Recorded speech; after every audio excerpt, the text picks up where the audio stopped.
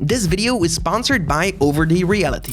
In today's video, I'm going to show you how to create a face scan effect in Adobe After Effects without the need of any plugins. So it's going to be really exciting. Let's get into it. So for this tutorial, you will be able to download the exact same files as me with the link in the description below so you can follow along and experiment on your own. You will have footage and also a scan grid effect, which I rendered out for you as an image, which we are going to be using as an overlay for the scan effect. We're going to play around with that a little bit. I both have the options for females and males, so there you go.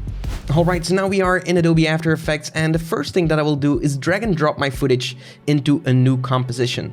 So right here, I want to find a position where I'm looking straight at the camera in an as clean as possible way, and I will just go and choose my ellipse tool and then drag over my face just like that, and I will set the tracking or the mask to none. I just need the information of the ellipse. Then I will go over to Window and make sure that the tracker is visible, which you should be seeing somewhere here. Right here, I see my tracker. And for the method, I'm going to be using the face tracking detailed features. Select that. And now we can both track it backwards and forwards because we're starting at the center of the frame. So make sure that you know where your playhead is at and then track it backwards. And while we are tracking this and we're waiting around, let me talk about today's video sponsor, Adobe Reality. They created a new technology to capture the entire world outdoors and indoors with a precision down to 20 centimeters. To make augmented reality way better and create an exact copy of the exact world. Basically, a digital twin. A truly revolutionary system that lets you create digital worlds, own the data, and monetize it on yourself. But how does it work exactly? How do you map your surroundings? Well, it's actually pretty easy. You don't need any expensive tools, just your smartphone that is in your pocket. And you also don't need the LiDAR lens that only comes with iPhones. So it should work with almost every phone. Check the link in the description below and fill in the form at the bottom of the page and start earning money on your next walk. And without further ado, let's continue with our own scan effect in After Effects. So now we need to go back to the position where we started the track and track it forward by clicking this button right here. Okay, so once you're done tracking, we're going to be doing something really fun. Because we are not going to be working with a 3D wireframe that actually follows the motion of our face, we're going to trick an image to do the same. So right here is the image that I provided for you guys. You can drag and drop it into your composition. And we can also change the blending mode to an add. So now we can see the wireframe through or on top of my face. I'm going to scale it just to fit my face as close as possible, so try to pay attention to the mouth, the nose, and the eyes to match or align those as good as possible. If you want to remove things, you can simply create a mask, and I'm going to be removing the ears, and maybe also at the start of my or at the end of my forehead, I'm also going to cut off the head. So something like that, I'm going to make a little mask around that. And then I'm going to press M on the keyboard, subtract this mask, and press F on the keyboard to give it a feather of like 10 pixels, so it's just not as sharp. So now we have our nice wireframe on top of my face. Make it fit as close as possible. And there we go. So now for the next part, we actually need to map our face. If you click on your face and you click on the tracking markers, you will see that we have a bunch of tracking markers. I'm actually going to bind each information point to a null. If you're not following, bear with me. I'm going to show you exactly how to do this. So I'm going to be creating a new null object, and I'm going to rename this to nose. I'm going to duplicate it and rename it to left eye. Duplicate it, right eye. Duplicate it, left cheek, middle. Duplicate it, right cheek, middle. Duplicate it with Control D, and then we're going for left cheek top. Duplicate it one more time, right cheek top. And that should be about it. So now we have a bunch of information points that we need to parent now, but we can do that by opening up the tracking data right here. I'm actually going to make my view a little bit bigger so we can see this clearly. I'm going to open this up. We have all this information. So I'm going to open up the left eye, and I'm going to select all my nulls here quickly, and I'm going to press P on the keyboard so I reveal their position attributes. Then I'm going to click on the left eye inner, right here. I'm going to hold Control and press C to copy it. Go to left eye and go to the beginning of your timeline, which is really important. So it actually is going to paste everything after the time scrubber. So make sure that you're at the beginning of your timeline and then paste all the information while clicking on the position. So make sure that position is also selected before pasting. So now we can go over to the right eye right here. Go for right eye, copy the information and paste it in the position of the right eye. Now we're going for the nose and we're going to click on the nose bridge and we're going to copy this information to the nose position. We're going to do the same thing for the cheek right here. And we can go for cheek middle, left. We're going to paste that to cheek left middle. There we go. Make sure that we copy everything correctly. Then we have the right cheek middle. We're going to paste that right here. Then the left cheek top, copy the information and paste it to the top. And one more, which is going to be the right cheek top. Okay, there we go.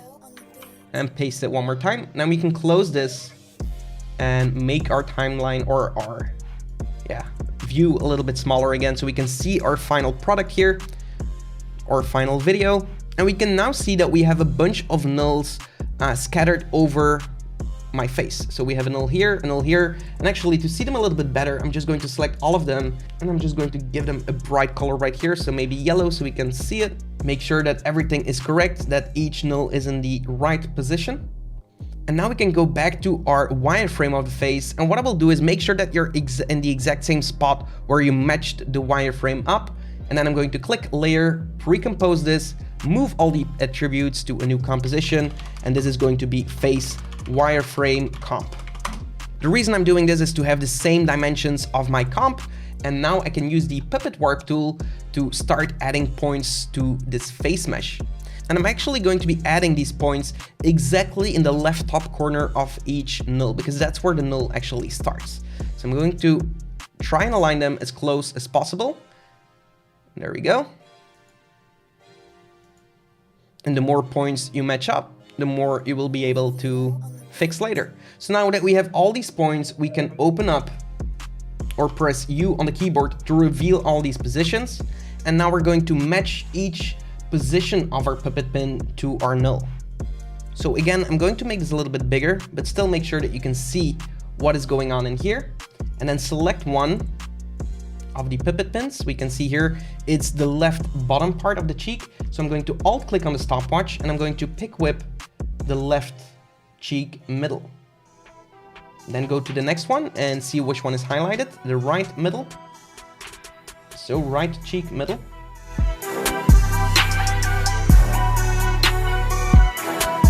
And if you do that, nothing should happen because it's actually in the same position as the null.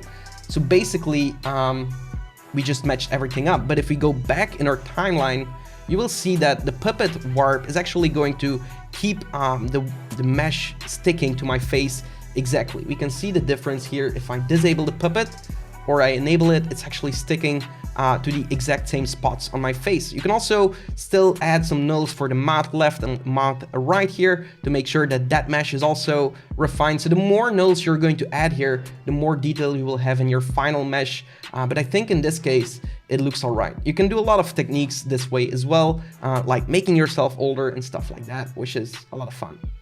So now I'm going to add a solid composite tag to my layer here. And I'm going to turn this black so I have a view like this. And I'm going to change the mode to additive. And now I'm going to add a tint effect, and I'm also going to add an exposure effect. This I'm doing with the console effects. You can always go over to effects or go to effects and presets and search the exact same effect I'm doing right here. So for the white, I'm going to choose a different color. Let's go for blue. And then we can increase the exposure to make our image more visible if you would like. So now we're starting to see the scan effect, and there we go. Next, I'm going to create a new solid layer, which is going to be my scan line. And for the scan line, we want something pretty thin. So I'm going to start by making a really thin rectangle, just like that, or really thin line. Now I'm going to double click on the line to highlight it. I'm going to rotate it along the same kind of perspective of my face. and then I'm going to move it to the left side of my face. Then a little bit in the timeline here, a few seconds in, I'm going to press M on the keyboard to create a mask path by clicking on the stopwatch right here. Move a little bit further into the timeline, and this time I'm going to double click and move it to the other side, again rotating it to move along with the perspective so it looks a little bit like it has some kind of 3D to it. And there we go. I'm also going over to the layer solid settings, and I'm going to choose white, click OK. And now we have something like this. I'm also going to press F on the keyboard to give it a little bit of a feather on the edge so it's not as sharp. And now you can see that we have a perfect straight line, which is maybe not exactly what we'd like. So to change that, we're going to be adding a displacement map effect.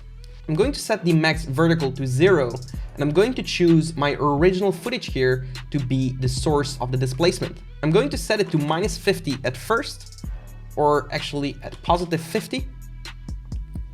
And I'm going to press U on the keyboard and go to the first keyframe right here. And I'm going to create a keyframe for the max horizontal. Go all the way to the other side, and this time I'm going to give it a negative value of -50, so it actually looks like it's going to be overlapping. But now it's looking at our original texture, and it's going to be deforming our line, so it looks like it's 3D, so it looks like it's actually laying on top of my face. You can always detail your line a little bit more by jumping in here, changing the feather, and maybe even give it a little bit thinner line or something like that. So you can see it barely. Okay, cool. If you want to give the line a little bit more texture and a little bit more of a laser that is going very fast, I'm going to add a fractal noise effect in here, and I'm going to change the transform scale to 10. And then I'm going to hold Alt and click on the evolution stopwatch right here and write a simple expression like time times 5000. So it actually changes in evolution really rapidly. So that way it's going to look like it's actually scanning something. Now we can duplicate this effect once more, but before we do that, we can change the blending mode here to additive. So we have this scan line effect on top. Duplicate it once and then press M twice on the keyboard so we can reveal all the mask features right here.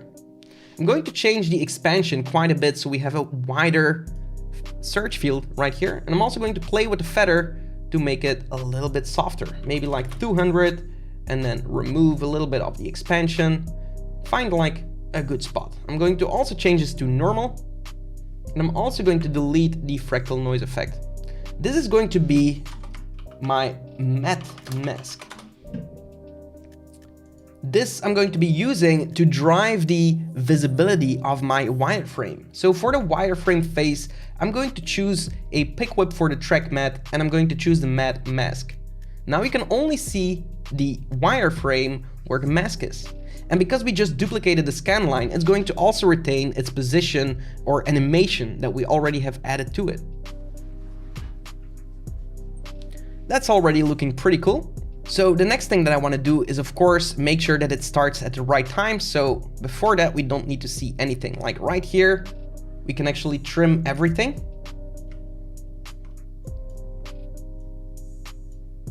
Then move into the timeline and trim it again when it's supposed to be over. So right here we have our scan effect. What I'm going to be doing is duplicate my original footage, select everything else, and I'm going to pre-compose this as face wireframe comp. I'm going to double click on that and then right click on my original footage. And I'm going to set this as a guide layer so we don't see it in our main composition. So now we can only see the effect in our main composition together with our footage. I'm going to change the blending mode to a screen or add so we can see again something like this.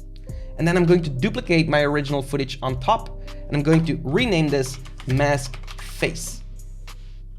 Now I'm going to press M on the keyboard, and because we did this track in the beginning, we still have this information right here. So I'm going to set the mask to add.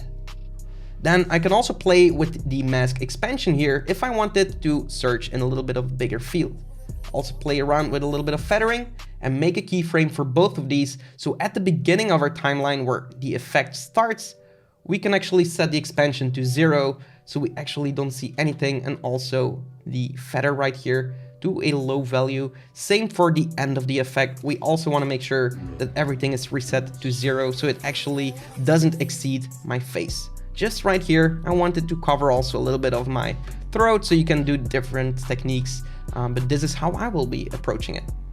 The next thing you can do is again use the pick whip tool for the mask face, and now we're only going to see our effect on top of my face and nowhere else. So now let's preview it one more time. Cool. Now we can start adding some really cool glows. So I'm going to do this one more time, select these 2 layers, and I'm going to pre-compose these. That way I will see something like this, and I'm also going to add a solid composite effect to this.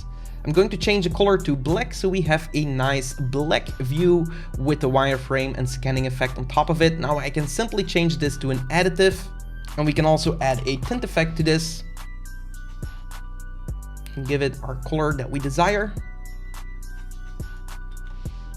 And if you want, you can play around with even more exposure so the effect becomes more visible. You can also try lighter colors of blue so you actually have some nicer highlights. And now we can add in some glow. So I'm going to be using Perfect Glow, which is actually our own glow preset, but it gives me much better results than the regular glow, and it just intensifies everything, and it just looks so beautiful. So I'm going to be using this right here. You can actually download that for free on our website. So increasing the intensity and also the radius is going to give you different results. You can play around with the threshold, which is also going to look at the highlights. I'm not going to touch that right here, but now we have something like that. So now it's time to give our background video a little bit more of a vibe to actually fit with the scan effect. So I'm going to create a new adjustment layer, which I'm going to bring in between these 2 layers, and this is going to be my grade layer. On here, I'm going to add a tint effect and a curves effect. For the curves, I'm going to add in some contrast so we get a darker footage with a little bit more punch. And for the tint effect, I'm just going to lower the saturation a little bit so the blue of the scan comes through a little bit better. So we can play around with the intensity here until we get something like this. You can also use an unsharp mask to sharpen your footage a little bit more, and you can unduplicate that to give it some different effects. And there we go. So now we need one more thing, and that's the rays that are actually going to be illuminating my face or scanning my face. We need to see something to give the idea that something from the side is actually scanning my face. So let's do that. So create a new solid layer, and this is going to be the rays. Here I'm going to add a fractal noise effect, and I'm going to again play with the transform here. I'm going to uncheck the uniform scaling and set the width to 1500 and the height to 10 or even 5. Play with the contrast a little bit to get a little bit more detail. You can also play with the brightness to get more or less rays. Maybe even change the length of the width to 2500. So for this, I'm going to turn this into a 3D layer, bring it over to the side a little bit, and then rotate it quite a bit to be angled towards my face. Make sure it covers the entirety of my face, and now I'm going to create another mask that is actually going to be covering up the scan effect. So I'm going to make this invisible and then scrub to the time where the scan effect starts, which is about here. And right here, I want to create a simple mask that is going to remove the rays where they're not supposed to be. So press M on the keyboard, create a stopwatch, move till here, and then move this over to this side. And just correct where needed. So now if we make this visible, we should be seeing something like this. But of course, we need to subtract our mask instead of having it additive, and then give it quite a bit of feather, like 50 or 250. There we go. Now I'm going to do another thing, and that's actually making sure that these rays are coming from one point and actually scanning my face like that. So I'm going to add the CC power pin effect. This allows me to change the perspective of this layer. So I'm going to change these points to match just my face. Zoom out a little bit and make sure that these come from a single point. You can either have them come from the bottom of the frame or from the side.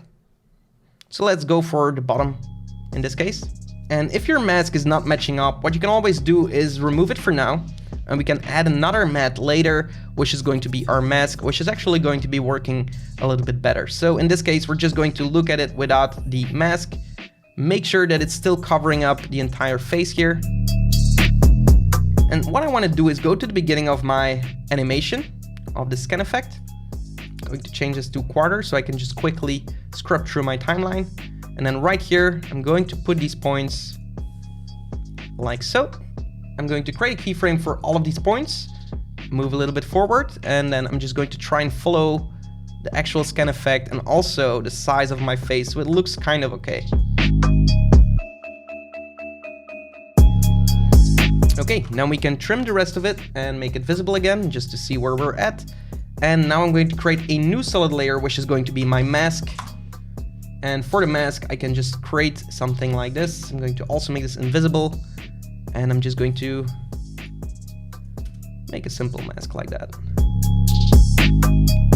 Now we can use this to mask out the rays. So we're going to pick whip our mask, invert it by clicking right here and press F on the keyboard for this solid and change it to something like 250 and adjust it where needed. You can still go in the rays and play a little bit more with the power pin to make sure everything matches up perfectly.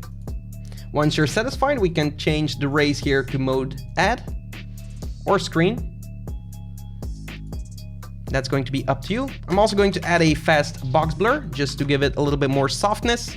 I'm also going to play with the opacity and set it to something like 25 so it's not as prominent. And I'm also going to add a tint effect here, which is also going to take inspiration of the blue color right here. Play with the opacity however you want, and there we have our rays that are actually scanning my face.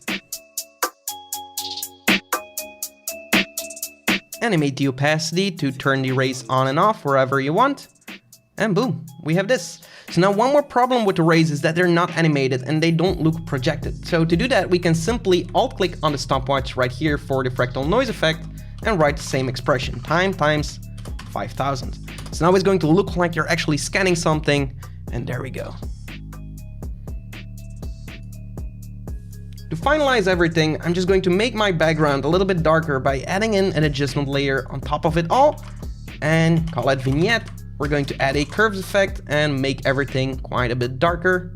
Then I'm going to choose the ellipse tool, make a simple ellipse just like that, and I'm going to change it to subtract, press F on the keyboard and set it to something like 500. And now we have a soft mask. This is actually going to make my edges a little bit darker, and I'm going to stand out a lot more using this technique.